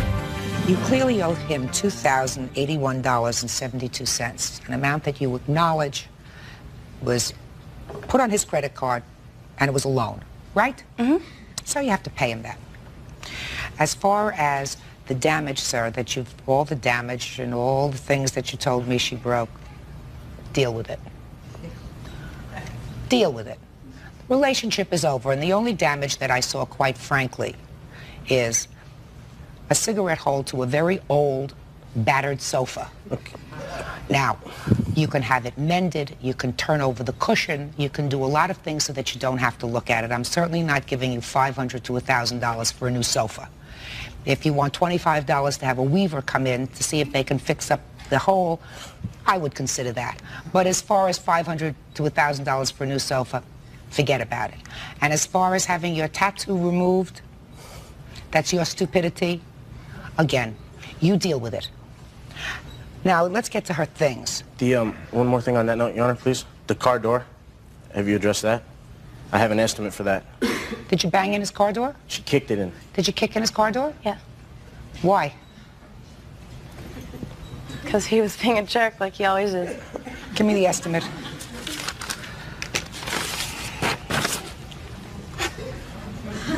Your Honor, he's making me out to be the bad guy here, like I'm the abusive one. He's always abused me throughout the entire relationship, kicked in apartment doors, car doors, everything. Beat me a few times. That's not true. That is true. You are totally lying right now, and you know then it. Miss Savoy, listen to me. Yes, you have. Hey. A few times? Beat you? Even once? Then you were foolish for sticking around, and you were foolish to go over there 3:30 in the morning to try to get him back. Do you understand? You're right, and I'm gone now. So, then it's a good lesson. All right, so what is this whole thing?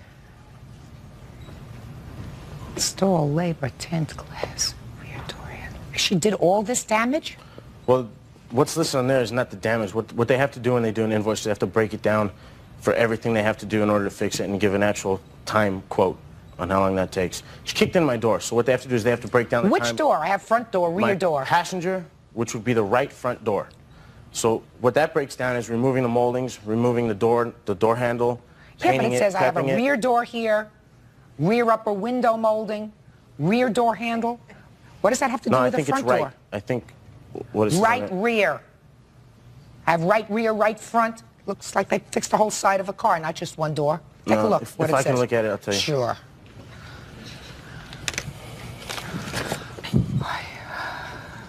What that is that says refinish and blend, because there's going to be new paint on that one door. It's not an old car, Your Honor. It's a 92 Ford Explorer, and I don't plan to keep it forever. When I go to sell it, they're going to see that that door's been repainted, and I'm not going to get as much money for it. Why do I have to lose that? So what they have to do is they have to blend the paint on the back door, since it's next to it, as well as the paint on the front fender. All right, let me see it. It says over here on the second column under labor type, it says refinish and blend. Okay. Temper. Okay. When could she have all of her property? As soon as I get my money. Judge Judy is ready to rule. Okay. When could she have all of her property? As soon as I get my money. Well, you're going to get your money. $2,573 is what you're going to get. And that gives you $25 to have somebody come in and weave out this cigarette hole. So you're going to get your money. You want to do this exchange within 3 days? I can't do it within 3 days. I'm working. I'd like it Why not? 3 days. Because I'm working, Your Honor. When can you do it, sir? To be honest with you, I'm having my house is being remodeled inside right now, and everything is like torn apart. Money's safe. So I can get it by not this weekend coming up, but the next weekend. I'm off that Saturday and Sunday, and I can spend those whole 2 days going through my house, everything that belongs to her. Okay. Furniture? There's very minimal furniture. There's a table and some chairs, as well as a mirror and a nightstand. And I think that's it for furniture. The rest of it's appliances. What kind of appliances? There's a microwave, coffee grinder, coffee machine, a blender, a toaster oven. Where are you living now, sir? I live in Burbank. Are you living in the house while it's being remodeled? Yes. But everything that was in my living room, bedroom, and office and hallway has been pushed into my kitchen. You can't even walk through there because I had the hardwood floors refinished. Okay. A week from Saturday, make arrangements to pick up all your things. Do you understand? No, Your Honor, I have a restraining order out on her. She can't come to my house, but I've already said that I'm more than willing to pay for a delivery company to pick everything up from my house. Good. A week from Saturday, deliver it. Okay. Okay? There. What? I would like to go up there with a cop so I can get my things because I don't trust him to give me all my things back. He's going to give you all your things back. I don't believe he will. Just a second. I can't. You have a restraining order. Is that right? He just said that there's a restraining order against you. Is that Can correct? I send one of my friends over there? No. He's going to sit. I don't want to create any more difficulty I assume he does not either. If he's gone so far as to get a restraining order against you, Miss LeSavoy, I assume he doesn't want you to come again. I assume that if there's any item that is questionable, I don't want you'll any. use the smart thing, do the smart thing, pack it up and send it over. Good. Thank you very much. That's all. Step out. Versus Jackson. Step forward, please. Kathy Tracy says when her boyfriend, 23-year-old Steve Jackson, caught her at her ex-boyfriend's house, he destroyed her property. Now she's taking him to court to recover the damages. Order. All rise. Quiet in the courtroom, please. All rise. Sir. Judge, this is number 191 on the calendar in the matter of Tracy versus Jackson. Parties have been sworn in, Your Honor. You may be seated. Have a seat, please. Miss Tracy, your complaint reads like a short novel, but let me see if I understand it. This used to be your boyfriend? Yes. And then you broke up. Is that right? Yes. When you broke up with this gentleman, your name is Steve? Yes, that's right. You became involved with someone by the name of? Greg Schwartz. Greg. Then you moved in with Greg and that didn't work out, correct? Correct. Then you got back together with? Steve. Steve. Mm-hmm. And moved some of your furniture into his apartment. Correct. Pick it up from there. I moved my furniture into his house because I needed a place to store it. Steve offered his house to store it with no problem. So I... Well, just a second. You not only moved your furniture into the house, am I correct that you moved yourself into the house? No, I did not. Just your furniture? Correct. So you didn't stay at his house at all? I did stay at his house, but not permanently. I used his house for storage of my furniture. I lived with my grandparents at their home. Okay. So you weren't dating him at that point when you moved your furniture back into the house? Yes, I did. Yes, we were. So you were? You had renewed your relationship with him? Correct. Okay. Go ahead. And I moved my things into his house because he said it was okay. It was only a temporary situation until I decided to move back out again and take my things. And after spending a few months with him, we both realized that our relationship wasn't working out, and I broke it off with him. He became upset and angry and destroyed my furniture and belongings. What furniture did he destroy, Tracy? I have estimates and pictures. Just tell me. My couches, my bed, my VCR. I brought my VCR here for you to see. My comforter, my lamps. There's a garage door involved here, but that's later. My dining room table and my patio furniture. And... Okay. Did you get any of your things back? Yes, I recovered damaged property as well as what wasn't damaged. What wasn't damaged? My desk, and I would have to say that's about it. Mr. Jackson. Yes. Now, I read your answer. Mm-hmm. Am I correct, sir, that you do not deny destroying this furniture? That's correct. Okay, let's start with why you destroyed it. Okay, the first thing why is because she did not call it off. What actually happened was I found out that she was doing something behind my back with the same gentleman that we moved the furniture out of, his house. So you found out, according to you, that the plaintiff, Miss Tracy, was seeing Mr. Schwartz again. That's right. And that made you? Upset, angry. That happened in June of '97. It was found out on June 20th. Confronted her about it. She lied time and time again, even though I knew that I saw her car at his house. I left a note on her car. I'm sure she didn't bring that with her today. So you found her car in front of his house. What were you doing in front of his house? Driving by to work. You didn't have to go out of your way in order to do not that? At all. Excuse me, Your Honor, I have to... Just a second. I'll get back to you. So you left a note on her car? Right. Saying that caught you, something like that? Basically. All right. But that wasn't enough. Then you got very angry. No, actually after that, I confronted her about it. After a couple days of lying to me, she finally admitted it. And then we were still talking with each other about it. I can't really say if we were together or not. And about a month after that, I was just upset one night and got sick of seeing the stuff that she gave me at my house. Had the dining room table in my dining area and got upset and just didn't want it anymore. And that's why I destroyed it. I did not want to see it anymore. I didn't want it in my house anymore. I didn't want to have anything to do with her anymore.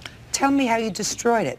Some of the chairs that were broken were kind of already broken because they were, like, if you step on the chair or if you rest your foot on one of the wooden rests. I mean, did you pick up the furniture and fling it and hit it? All right, so you destroyed it. Yeah. Wasn't just the dining room table and It was chairs. a dining room table and chairs, a couch. How did you destroy the couch? Threw it off my balcony. Because it was up in my bedroom, because she gave me some of the furniture. We'll get to the giving me, because that's your defense to this action. You say she gave you all this furniture. Right. And therefore it was yours to destroy. Tell me how she gave you the furniture, Mr. Jackson. In March, the middle of March of this year, '97, we were together. She came over to my house one day, found out that her ex-boyfriend was cheating on her. This same Mr. Schwartz. Found out he was cheating on her, got really mad, decided to go to his condo where she had her furniture, and I offered to help move the stuff out along with two of my roommates, who we all have trucks, so we decided to go over there. And one day we moved all the stuff out of the garage, out of the townhouse. And I asked her, where do you want to put this? She said, well, I don't even want this stuff. Why don't you want it? It reminds me of him. And I go, well, if you don't want it, then, you know, what are you going to do with it? She said, do you want to take it? I go, I don't want all this stuff.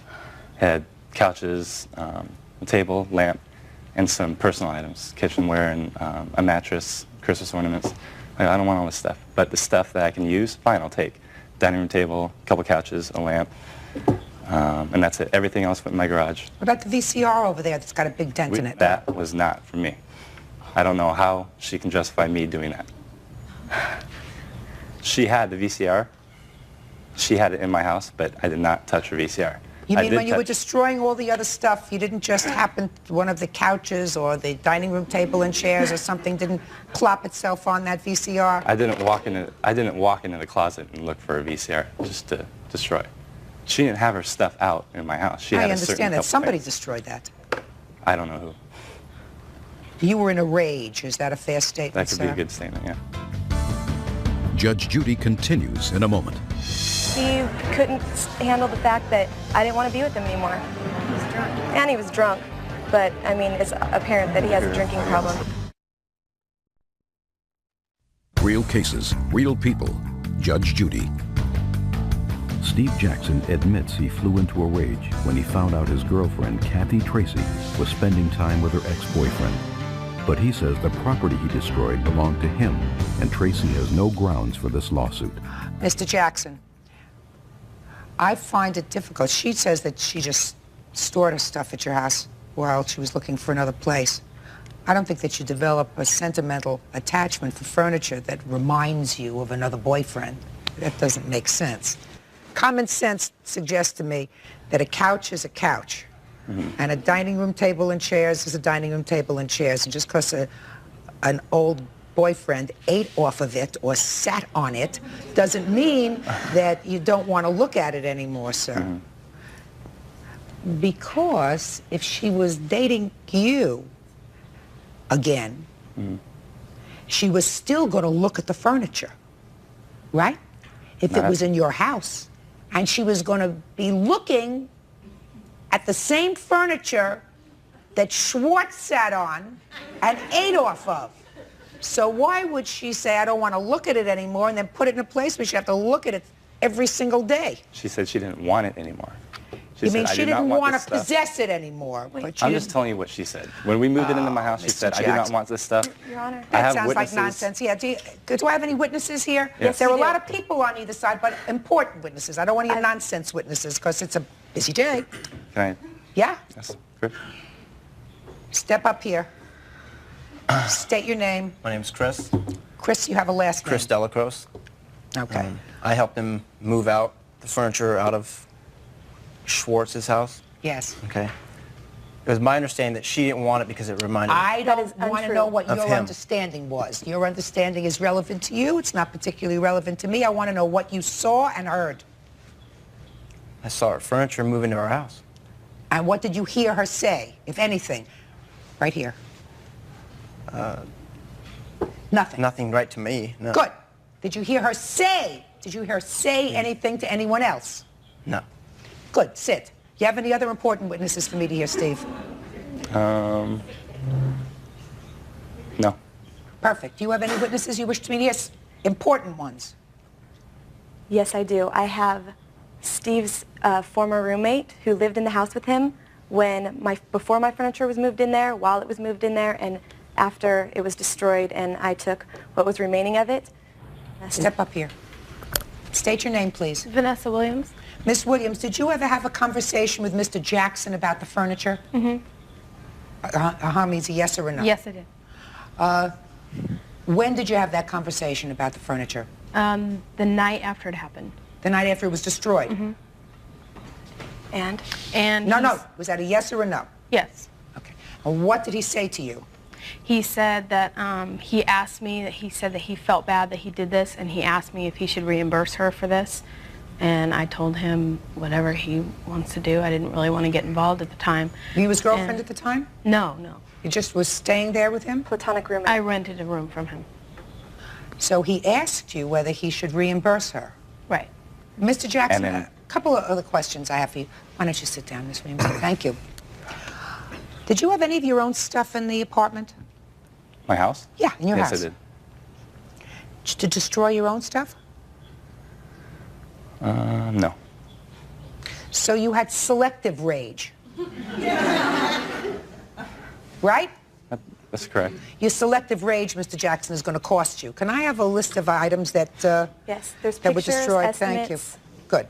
And, Your Honor, I also wanted to state when I filed this complaint, I made it for $5,000, but I didn't exactly total it up. It doesn't quite come up to $5,000, and I put the price difference that I came up with.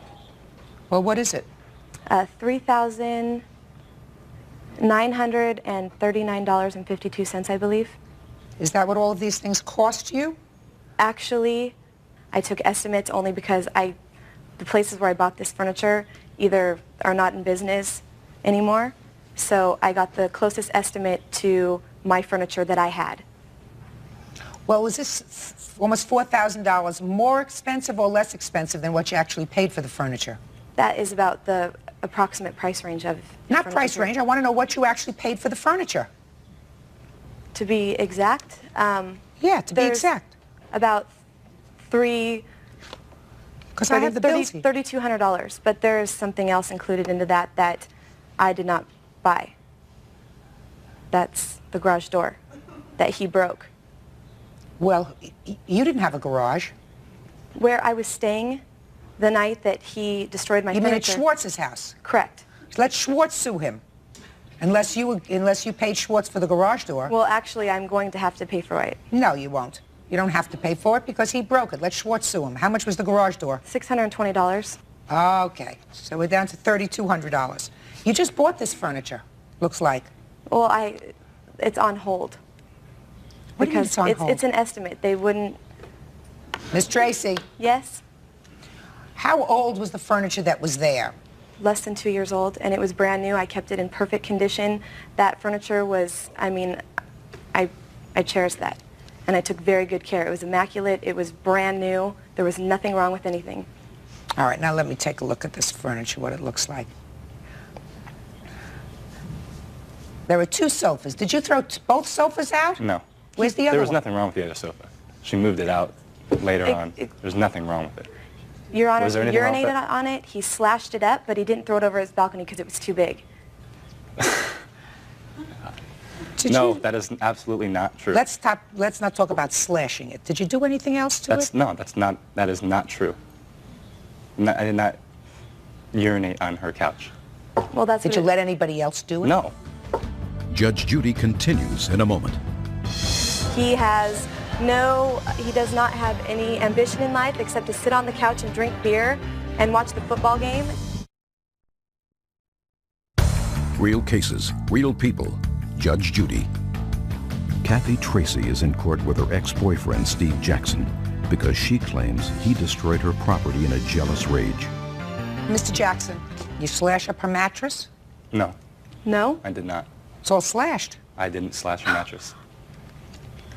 What I did was destroyed the dining room table, the chairs, the lamp, and the couch. That is not true. Well, who destroyed this? I don't know. She's had the furniture ever since July, the middle of July. Well, and I then thought- 1 month later, she comes in and... Miss Tracy? Yes. When did you get the mattress back?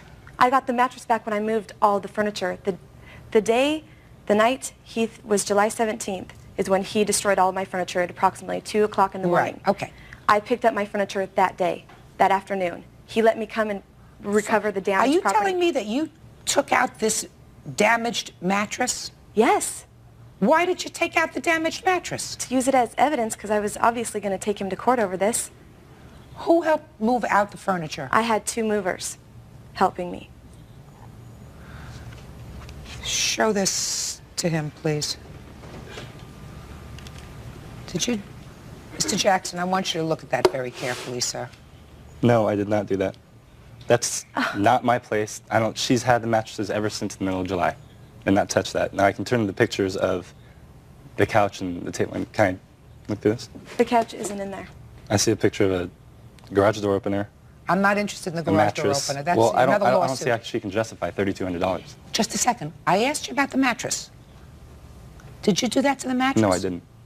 I did not touch her mattress. This keeps getting better.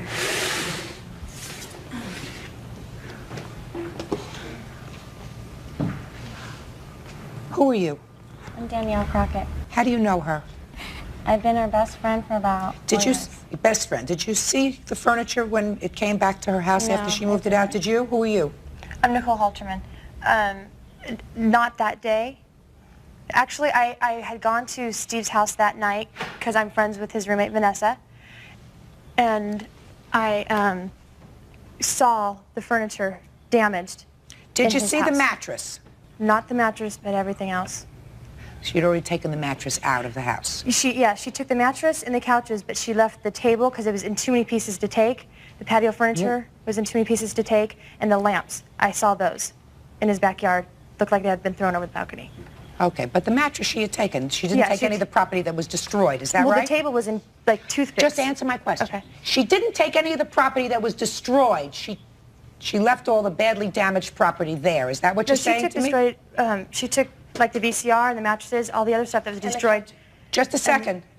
Did you see her take the mattress out? No, because I was at work when she So did you that. don't know whether the mattress was destroyed or not? Well, Steve had admitted to me that he had destroyed it. Oh, did he? Yes, he did. What did he say? That night when I was at his house, he said that he felt really bad that he did it. Did what? Destroyed the couches, the mattresses, the table. He said the mattresses? Yes. Are you sure? Yes. Well, he mentioned the mattresses, the table, he mentioned everything. Okay. Good. Judge Judy is ready to rule. Mr. Jackson, when you have a fit of temper, you have to pay. Understand? I assume that that's the comforter. Is that what that's doing here? Yes. Would you like to see All it? right. I just assumed that that's what it Your was. Honor. Not part of the new decor in the courtroom. When you have a fit of temper, you have to pay. And your story is a lot of who shot John with regard to her giving you the furniture that she gave you because she didn't want to look at it anymore because it had an emotional attachment to Mr. Schwartz. So it's going to cost you. It's not going to cost you in this lawsuit the garage door, because I don't want to hear about that. If you damaged Mr. Schwartz's garage door, he'll take that up with you at some other time.